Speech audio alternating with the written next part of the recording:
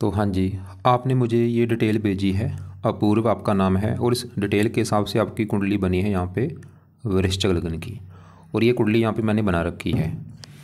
तो वृश्चिक लगन की कुंडली है और राशि आपकी है तुला। कुंडली की बात करूँ, ग्रह अच्छे भी हैं, कुछ ग्रह आपके ख़राब भी हैं और पूरा विस्तार में आपको मैं समझाऊँगा।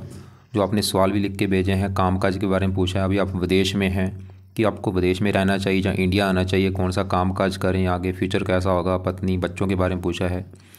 सबसे पहले आप ये समझो कि ये जो कुंडली होती है इसमें 12 घर होते हैं। 12 घर मैं लिख देता हूँ, वो आप समझ लो। ये है आपकी कुंडली में पहला घर, ये है दूसरा घर, तीसरा घर, चौथा, पाँचवा घर, ये है छठा घर, सातवां, आठवां, नौवां घर, 10वां, 11वां और ये 12वां घर।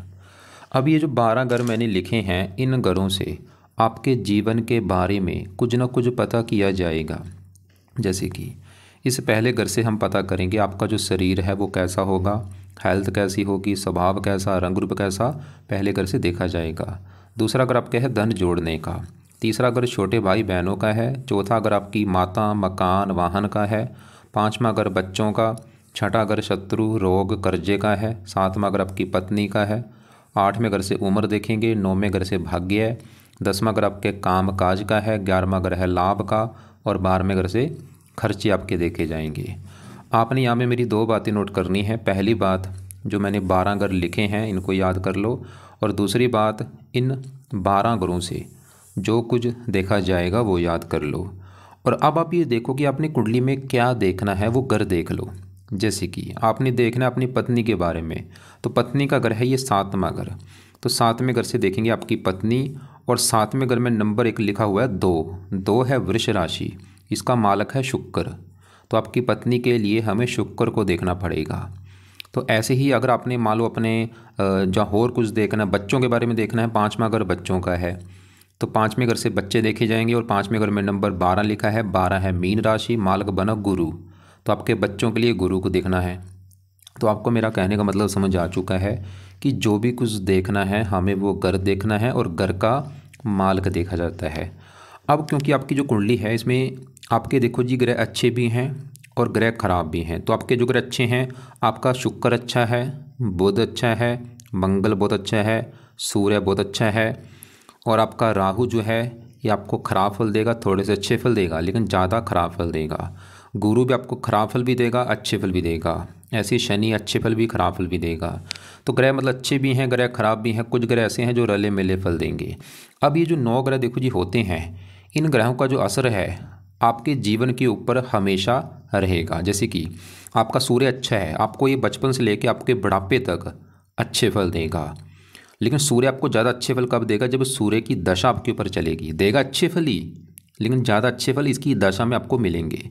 ऐसे ग्रह जो खराब है, जैसे आपका राहु खराब है, हमेशा खराब फल देगा। लेकिन राहु का खराब फल आपको ज़्यादा कब मिलेगा, जब राहु की दशा चलेगी आपके ऊपर। तो आपको मेरा कहने का समझ आ चुका है। अब सवाल कि आपके ऊपर अभी इन ग्रहों में से सबसे ज़्यादा आपके ऊपर किसका असर है, वो है इस शनि ग्रह का।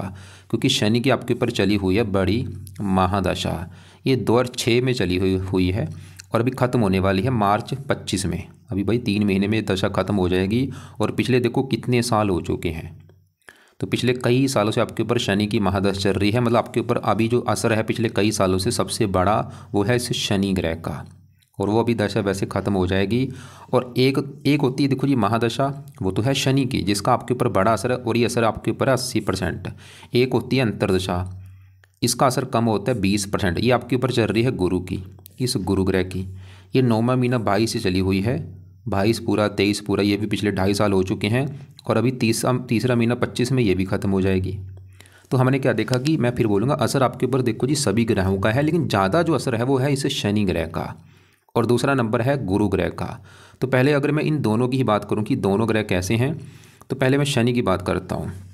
शनि की जो आपकी महादशा चल रही, सवाल कि शनि अच्छा है या बुरा है, तो अभी आपको मैंने बोला था कि शनि आपको रले मिले फल देगा, अच्छे फल भी बुरे फल भी। तो बाकी विस्तार में जानते हैं।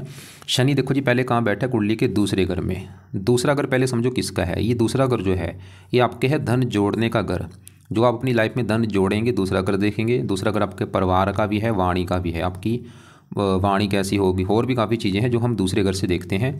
और आपको मैंने अभी एक फार्मूला समझाया है, जो कुछ देखना है उस घर का मालक देख लो। तो दूसरे घर में नंबर देखो जी, लिखा है 9। 9 है धनु राशि, मालक इसका बना है ये गुरु। तो दूसरे घर के मालक गुरु को देख के डिसाइड होगा आपके धन जोड़ने के बारे में, परिवार के बारे में, वाणी के बारे में। और गुरु के अलावा दूसरे घर में क्योंकि जो शनि बैठा, शनि को भी देखना पड़ेगा। तो शनि गुरु दोनों को देखना पड़ेगा दूसरे घर के बारे में जानने के लिए।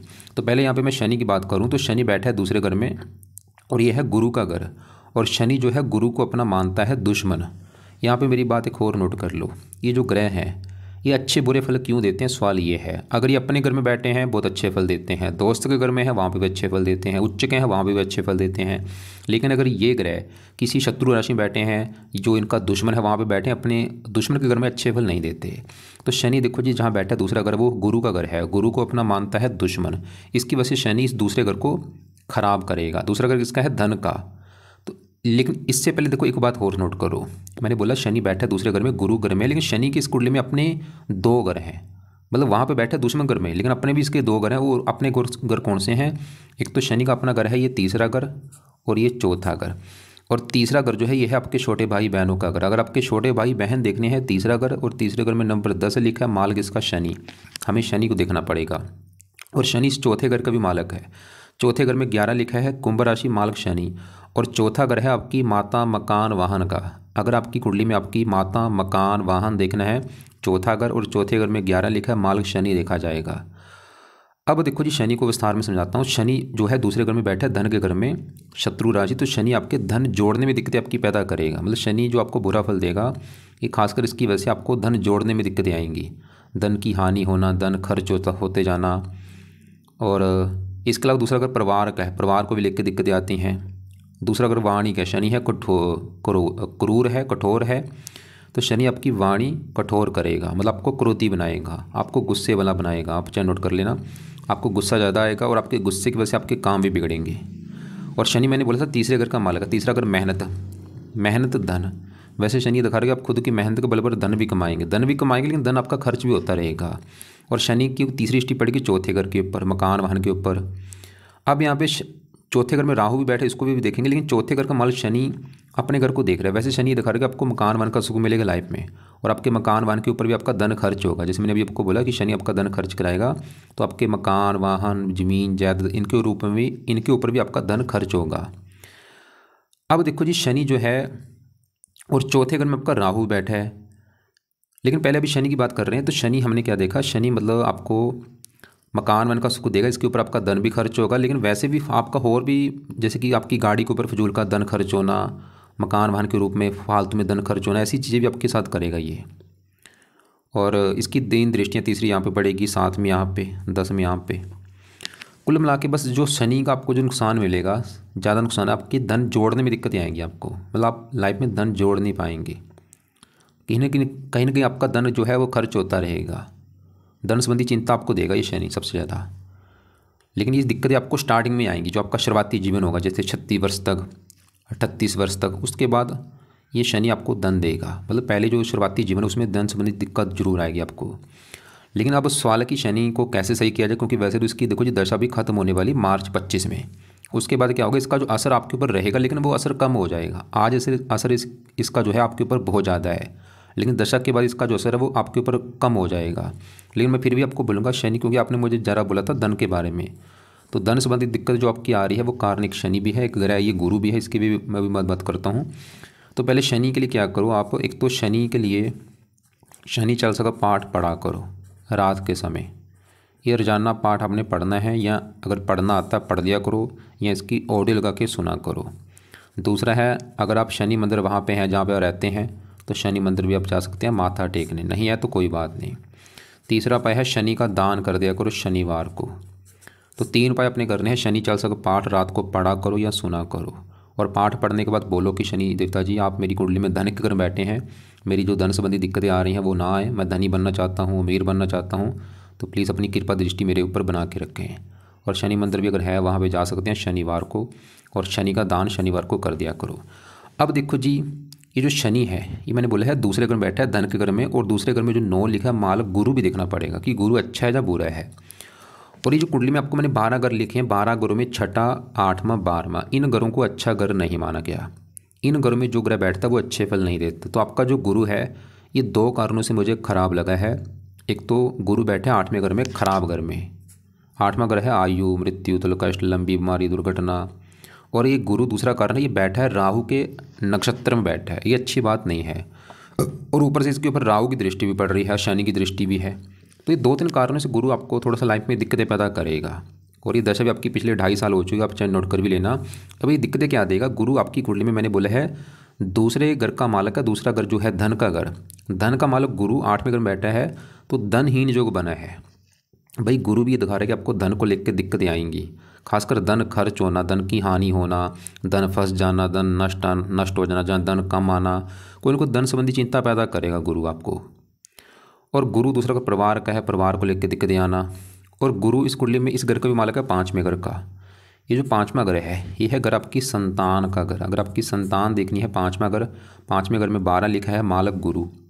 तो गुरु संतान संबंधी भी चिंता तो कोई ना कोई पैदा करेगा। जैसे कि 8वां घर बीमारी का, संतान बीमारी, संतान का बीमार होना, या कोई ना कोई संतान संबंधी चिंता आएगी आपको। लेकिन देखो जी, गुरु 8वें घर में बैठ के आपकी उम्र के लिए अच्छा है, उम्र लंबी कर देगा और भी कुछ अच्छे फल भी देता है। और गुरु एक शर्त लगा के बैठा है, ये 8वां घर विदेश का है, धन विदेश। गुरु ये दिखा रहा है कि अगर आप घर से दूर जाएंगे तो वहाँ पे आपको धन देगा। मतलब आपकी अगर जन्मभूमि से दूर जाते हो वहाँ पे आपको गुरु ज़्यादा बुरे फल नहीं देगा। जो अभी आप ऑस्ट्रेलिया में बैठे हो तो आपको फ़ायदा है, जितना मतलब जन्मभूमि से दूर है उतना आपके लिए फ़ायदा है। अब यहाँ पे देखो, चौथे घर में जो राहु है, एक और बात, क्योंकि दशा मैंने 3 प्रकार की होती है। जैसे आपकी ये है डिटेल, ये आपकी आई है कुंडली, ये है दशा की चार्ट कि कौन सी अभी दशा है। तो बड़ी दशा आपकी चल रही है शनि की, एक छोटी दशा चल रही है बृहस्पति की, एक और दशा होती है तीसरी, वो है राहु की। यहाँ पे देखो, ये राहु की दशा आपकी चली है 7 तारीख 11वें महीना 24, पिछले 1.5-2 महीने हो चुके हैं छोटी दशा चली है। और ये मार्च 25 में ख़त्म होगी, 26 मार्च 25 में राहु की दशा। अब राहु की अगर बात करूँ, राहु कहाँ बैठा है, चौथे घर में। और आपको मैंने भी बोला था ये जो चौथा घर है, ये घर है भाई आपकी माता का घर है, मकान का घर। आपका जो मकान है वो कैसा होगा, वाहन कैसा होगा, भूमि, जमीन, जायदाद, नौकर चाकर, ये सभी चीज़ें चौथे घर से देखेंगे। और आपको क्या बोलता, घर का एक तो देखना है मालक। चौथे घर में 11 लिखा, मालक हमने शनि देख लिया है। और शनि के अलावा चौथे घर में राहु को भी देखना पड़ेगा। तो राहु जो है ये चौथे घर में बैठा है, तो चौथे घर को खराब करेगा। जैसे चौथा घर माता का है, तो राहु आपको माता को लेकर दिक्कतें लाइफ में पैदा जरूर करेगा। मैं ये नहीं बोलूँगा आज ही दिक्कतें करेगा, इसने माता संबंधी दिक्कत जरूर देगा आपको कोई ना कोई। वो दिक्कत क्या आती है, जहाँ तो आपकी माता बीमार कर देगा, या माता से आपकी बनेगी नहीं, या माता को कोई कष्ट होगा, या माता की उम्र कम कर देना, या माता से आपको दूर जाना पड़ेगा, कोई ना कोई दिक्कत आती है माता को लेके।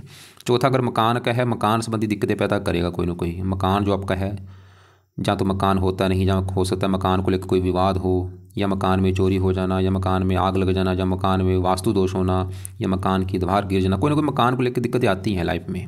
चौथा अगर वाहन का है, वाहन संबंधी दिक्कतें। चौथा अगर भूमि, जमीन, जायदाद, इनको लेकर दिक्कतें, नौकर चाकर को लेकर दिक्कतें। चौथा अगर घर में माहौल, घर में क्लेश होना, खासकर ये दिक्कतें राहु देगा आपको अपनी दशा में। और इसकी दृष्टियाँ में है 5वीं यहाँ पे, 7वीं 10वें घर के ऊपर शत्रु राशि, काम काज में दिक्कतें पैदा करेगा बहुत सारी अपनी दशा में।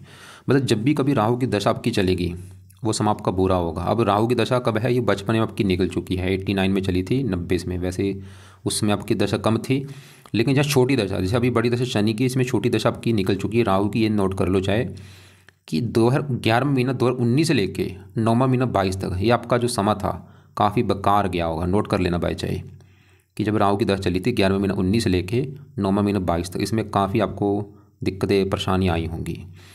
और अभी क्योंकि गुरु की दशा है, गुरु मैंने बोला है राहु के नक्षत्र में बैठा है, ये भी एक कारण है। तो कुल मिला के आपको समझाने का मकसद ये है, एक तो आपके लिए जरूरी उपाय है शनि ग्रह के, जिसकी है बड़ी दशा, अभी भी 3 महीने की पड़ी है। तो शनि के जो उपाय हैं आपको मैंने बता दिए हैं। और एक आपने करने हैं गुरु के उपाय। और गुरु के उपाय करने से क्या होगा, गुरु आपके है धन का मालक, क्योंकि धनहीन जो बना है वो धनहीन जो बना है वो नष्ट होगा। मतलब आपकी लाइफ में धन आना शुरू होगा, धन संबंधी दिक्कतें दूर होंगी। और गुरु आपकी संतान घर का मालक है, संतान संबंधी भी दिक्कतें आपको नहीं आएंगी। और राहु के उपाय करोगे, और राहु एक और बात है, मैंने हजारों पुण्य देखी, जब भी राहु चौथे घर में होता है ये बंदे को जन्मभूमि पर टिकने नहीं देता, जन्मभूमि छोड़नी पड़ती है। और फायदा भी होता है राहु, मतलब अगर आप ये दिखा रहे कि अगर आप जन्मभूमि से दूर जाते हैं तो आपको फायदा होगा। मतलब आपको अगर जन्मभूमि पर रहेंगे, जो आपने लिख रखा है, जैसे आपने ये लिख रखा है अबोहर लिख रखा है। अगर आप अबोहर में रहेंगे फिर तो आपको राहु माता मकान वाहन को लेकर दिक्कत देगा। अगर अबोहर से आप चलेंगे दूर, जैसे आप अभी ऑस्ट्रेलिया में बैठे हैं, फिर आपको वहाँ पे जाके मकान वन का सुख मिलेगा। तो कोशिश यही करना कि घर से दूर ही रहना, आपको फ़ायदा होगा। वैसे भी और भी आपके काफ़ी योग हैं ऐसे, जैसे मैंने गुरु बोला है, और ये भाग्येश चंद्रमा वो बदेश के घर में बैठा है। अब गुरु की अगर बात करें कि गुरु के क्या उपाय किए जाएँ ताकि गुरु अच्छा हो, तो गुरु के देखो जी 2 पाठ है जो आपने पढ़ने हैं। पहला है गुरु का, दूसरा नाम है बृहस्पति। तो पहला है बृहस्पति कवच का पाठ पढ़ा करो। ये पाठ है 2-3 मिनट का पाठ है, जहाँ तो पढ़ना है, या अगर पढ़ना आता है या इसको ऑडियो लगा के सुना करो। और दूसरा है बृहस्पति स्रोत का पाठ। और ये दोनों पाठ आपने सुबह के टाइम पढ़ने हैं। सुबह के टाइम जहाँ तो इनको पढ़ लिया करो या इनको सुना करो। और ये आपको गूगल पे मिल जाएंगे या फिर यूट्यूब पे सर्च करो, वहाँ पे निकल आएंगे। इनको 2-2 3-3 बार पढ़ा करो, उतना ज़्यादा फ़ायदा होगा। ज़्यादा नहीं पढ़ सकते, एक बार जरूर पढ़ो। और राहु की बात करूँ, राहु के पीछे 2 लिखे पावर होती है, ये पावर हमने 0 करनी है। और बैठा भी आपका देखो शनि जैसे 14 डिग्री वक्री बैठा है, बुरे फल थोड़े से ज़्यादा देगा, धन की संबंध दिक्कत देगा ये थोड़ा सा स्टार्टिंग में। अब राहु के लिए देखो जी, राहु के लिए भी आप पहला उपाय है कि आप राहु का दान किया करो। और दूसरा है राहु कवच का पाठ आपने पढ़ना है। तो राहु का दान क्या होता है आपको मैं वीडियो अलग से भेज दूंगा, उसको देख लेना। और ये दान आपने कब तक करना है, मैं दान बोलूँगा लाइफ टाइम करना। आप खासकर शनिवार को राहु का दान जरूर किया करना। आपको मैंने शनि का भी दान बोला है, शनि का भी दान आप शनिवार को कर सकते हैं। और राहु कवच का पाठ भी रात को पढ़ लिया करो या इसको सुना करो। और ये पाठ जो है अभी, क्योंकि राहु की तीसरी दशा मैंने आपको बोला था आपकी 26 मार्च 25 में ख़त्म होगी। अभी मतलब 2.5 महीने पड़े हैं, राहु की दशा जो आपकी चल रही है तीसरी दशा वो ख़त्म हो जाएगी। उसके बाद फिर आप ऐसा करना, ये पाठ आप चाहे छोड़ भी सकते हो, राहु कवच के पाठ को छोड़ देना, 3 महीने तक कर लो, लेकिन दान मत छोड़ना भाई। और जो शनि चालीसा पाठ है ये भी मैं बोलूँगा लंबे समय के लिए करो, क्योंकि धन के घर में जो शनि बैठा आपकी धन संबंधी जब तक दिक्कतें दूर नहीं हो जाती, मतलब जब तक आप धनी नहीं बन पाते, तो शनि चालीसा लंबे समय के लिए पढ़ना है आपने। और बाकी मंदिर दान वगैरह वो भी आप चाहे देख लेना, लेकिन शनि चालीसा तो लंबे समय के लिए रोजाना पाठ पढ़ा करो या सुना करो। और ये जो पाठ मैंने बोले हैं बृहस्पति कवच स्रोत, ये भी क्योंकि धन का मालिक बृहस्पति है, तो दोनों पाठ भी लंबे समय के लिए पढ़ा करो या सुना करो। अब देखो जी आगे बढ़ते हैं। आपके एक और बात है, क्योंकि अभी देखो जी आपकी लाइफ में चेंज आने वाला है। वो चेंज कैसे आएगा, जैसे कि मैं दोबारा फिर दिखाता हूँ। देखो दशा आपकी किसकी है, अभी शनि की। और शनि के बाद दशा किसकी आने वाली है, बुध की। कब आएगी ये तारीख लिखो, 26 मार्च 25 में भाई आपकी बुध की महादशा शुरू होने वाली है। और ये ख़त्म होगी जाके 42 में। काफ़ी लंबी दशा आज से 3 महीने के बाद शुरू हो जाएगी।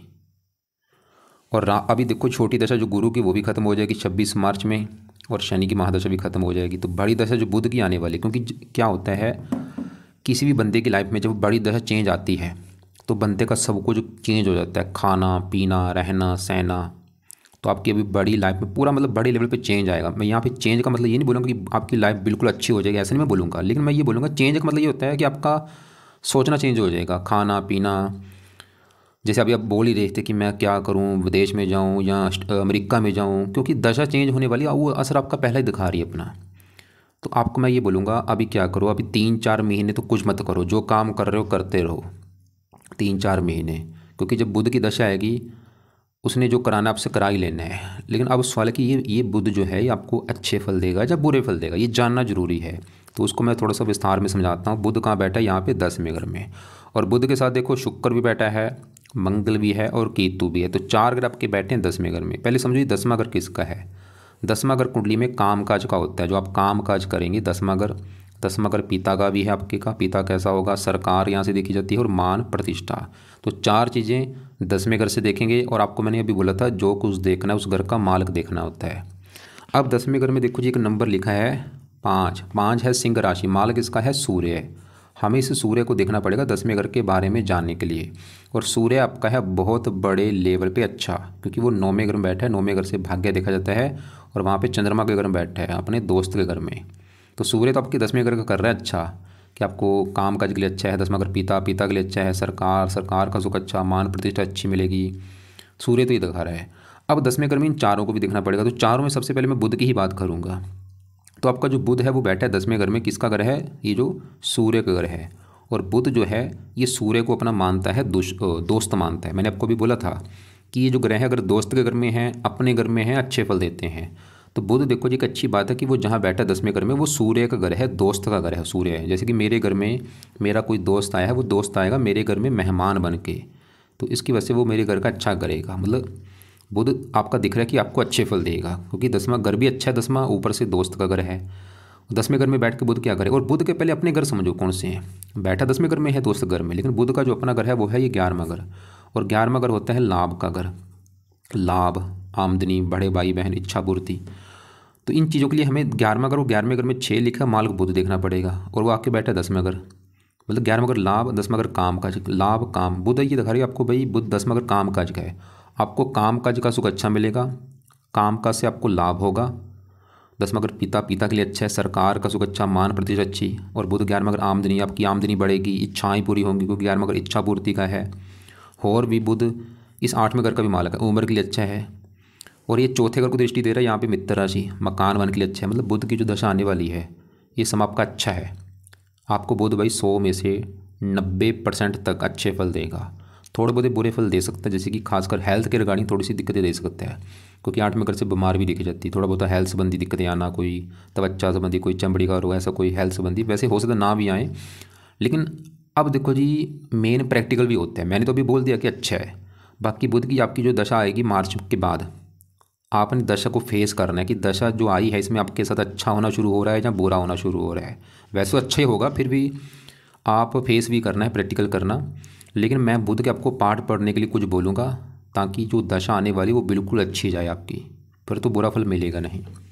तो बुध के देखो जी जो उपाय आपने करने हैं बुध की दशा में, पहला है बुध का मंत्र आपने करना है कम से कम 1-2 माला, और ये मंत्र है ओम बुम बुद्धाय नमः। और ये मंत्र भाई सुबह भी किया करो, शाम को भी करना है। अभी रुक जाओ, अभी मार्च के बाद शुरू कर देना। दूसरा है बुध कवच का पाठ, ये कवच करेगा, आपको बीमारियों से बचाएगा।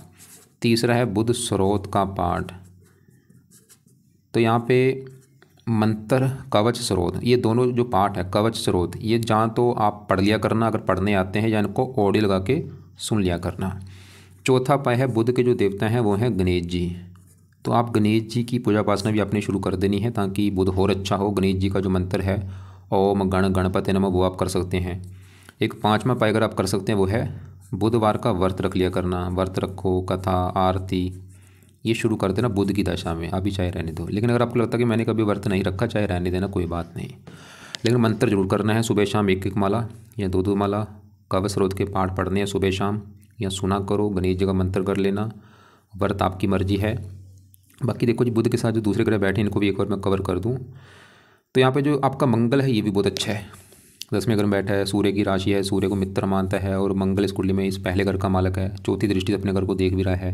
पहला घर आपका शरीर, सेहत, स्वभाव, रंग रूप। मंगल ये दिखा रहा है कि आपका शरीर अच्छा होगा, पर्सनैलिटी अच्छी, स्वभाव, रंग रूप अच्छा।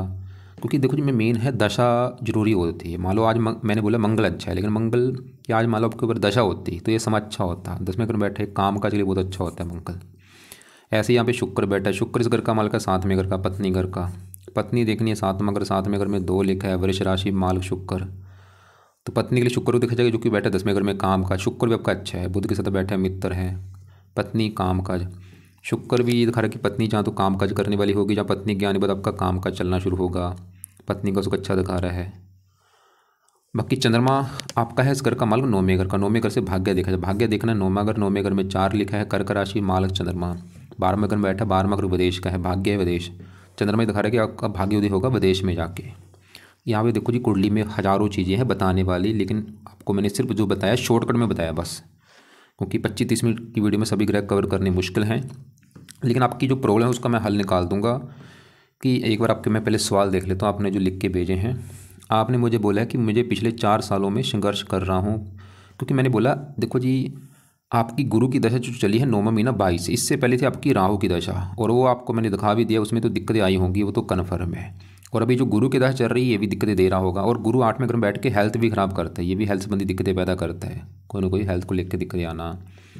और आपने बोला 2 रास्तों के बीच, अभी देखो जी मैं फिर बोलूँगा बुध की दशा आने वाली है, आपका बड़े लेवल पर चेंज आना है, तो अभी 3-4 महीने रुक जाओ।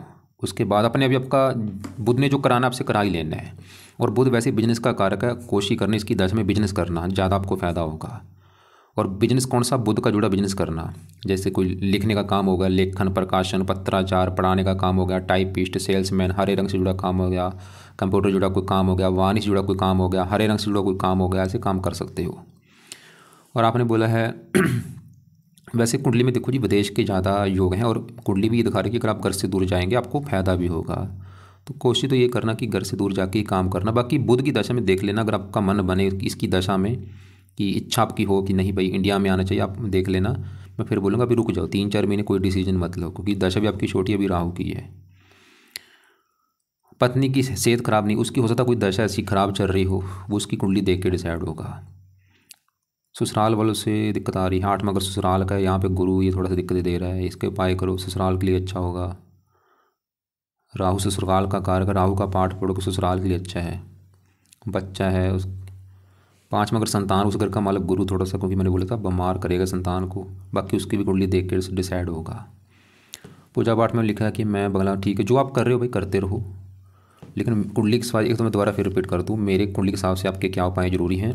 एक तो बुध के उपाय करने हैं अभी 3 महीने के बाद, क्योंकि बुध की बड़ी दशा चलेगी और दशा भी काफ़ी लंबी है। तो ये बुध के जो उपाय हैं आपको मैंने लिख दी, आपने करने हैं, लेकिन अभी नहीं। अभी क्या करने हैं, अभी तो एक तो शनि चालीसा का पाठ रात को पढ़ा करो। और ये पाठ कब तक पढ़ना है, इसको तो लंबे समय के लिए पढ़ो, क्योंकि धन के घर में बैठा है।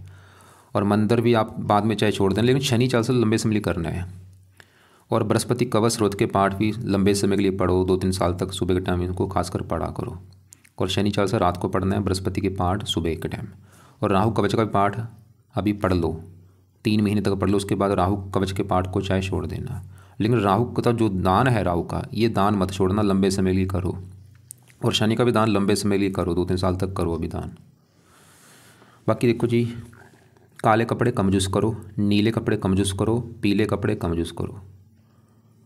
तो इसके अलावा रतन की बात करूँ, रतन देखो जी आपने लिख के मुझे नहीं भेजा कोई रतन, ठीक है। रतन कोई दान मत करो, सिर्फ हाँ मंगल का मूंगा आप कर सकते हो। मंगल आपका लग्नेश है, वो अस्त बैठ है, तो मंगल का मंगा आप राइट हैंड की रिंग फिंगर में दान कर लेना। इसके कई फ़ायदे होंगे, काम का चीज अच्छा है, शरीर, हेल्थ और भी। तो मूंगा आपने देखो जी लेना है अपने वेट के बराबर। अगर आपका वेट है 90 किलो, 9.25 रत्ती का ले लो। 9.25 रत्ती का लेकर उसको तांबे में जड़वा लेना। शुक्ल पक्ष के पहले मंगलवार को सुबह के टाइम धारण करना है, सुबह 7:15 बजे या 8:15 बजे। और धारण करने से पहले कच्चे दूध में धो के इसको धारण कर लेना। फिर भी अगर आपको लगे कि अभी भी कुछ पूछना है, कोई बात समझ नहीं लगी, तो अपना सवाल जो है व्हाट्सएप पे लिख के भेज देना या मुझे कॉल करके पूछ लेना।